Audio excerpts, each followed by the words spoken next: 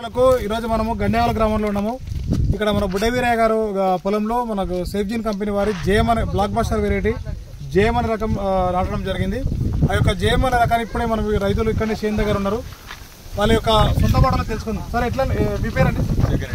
జగరెడ్డి గారు, మీకు ఇప్పుడు సేఫ్జీన్ కంపెనీ వారి జేఎం అనే రకం ఎట్లా అనిపిస్తుంది? ఇక్కడ చూస్తే చాలా మంచిగా అనిపిస్తుంది సార్. కింద తాలు కూడా కాసింది సార్. మంచిగా ఓకే, అంటే ఇప్పుడు మంచిగా పొడుగుంది, ఎండు కూడా పొడుగుంది, కింద కూడా మంచిగా కాసింది సార్. గుల్క మంచిగా వచ్చింది. ఓకే, అంటే ఇప్పుడు మీకు అంటే ఇతర రకాలతో పోలిస్తే ఈ రకం ఎట్లా అనిపిస్తుంది? మంచిగా అనిపిస్తుంది చాలా. ఇట్లా ఉంటే అంటే ఎక్కువ దిగుబడి చేను కూడా చూసారు కదా, మీకు ఎట్లా అనిపిస్తుంది? చేను కూడా మంచిగా ఉంది, గంట బలంగా ఉంది, కింద పడకుండా.